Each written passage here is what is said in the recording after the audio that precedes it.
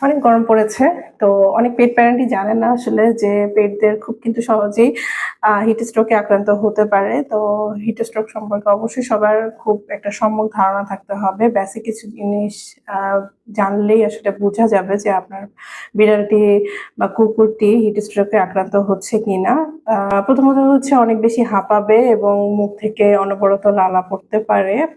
খুব লেথার্জিক হয়ে যাবে, এক জায়গায় বসে থাকবে। বিশেষ করে ঠান্ডা জায়গায়, ঠান্ডা টাইলস অথবা ওয়াশরুমে যেয়ে অনেকে পানির মধ্যে ভিজিয়ে সে বসে থাকে।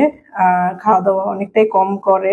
অনেক বেশি পানি খেতে চায় কিন্তু পানিটা গরম থাকার কারণে হয়তো তারা রিজেক্ট করে। তো এই সমস্ত লক্ষণ যদি দেখেন বিড়ালের মধ্যে অস্থিরতা বা লালা পড়া বা এই যে ঠান্ডার মধ্যে থাকতে চাওয়ার প্রবণতা, এগুলো দেখলে কিন্তু অতি সত্বর ব্যবস্থা নিবেন। তো কি ধরনের ব্যবস্থা নিবেন বা টিপস গুলো কি সেটা একটু বলি। সেটা হচ্ছে যে সবসময় ফ্রেশ ওয়াটার বা কিছুটা ঠান্ডা আইস কিউব দেওয়া ওয়াটার তাদেরকে প্রোভাইড করতে পারেন, অথবা পানিটা কিছুক্ষণ পরপর চেঞ্জ করে দিতে পারেন। নরমাল টেম্পারেচারের পানি বাট কিছুক্ষণ পরপর চেঞ্জ করে ফ্রেশ পানিটা দিতে পারেন। অনেক সময় ফাউন্টেন যে ক্যাট ওয়াটার ফিডার গুলো পাওয়া যায় ওগুলোতে দিলে ওরা অনেক পানি নিজে থেকেই খেতে চায়, আদারওয়াইজ অনেকে পানি খাওয়াটা অফ করে দেয়।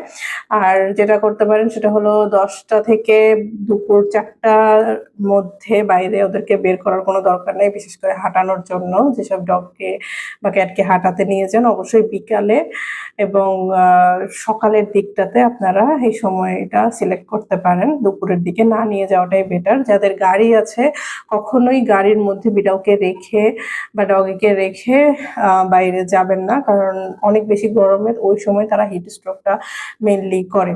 আর চেষ্টা করবেন যে ঠান্ডা জায়গায় রাখার জন্য।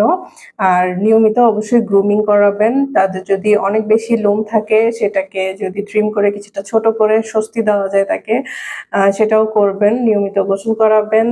সর্বোপরি তাদের বেডিং যে ম্যাটেরিয়াল গুলো আছে সবসময় ক্লিন রাখবেন। খাবার পাত্র, পানির পাত্র এগুলা পরিষ্কার প্রোভাইড করার চেষ্টা করবেন।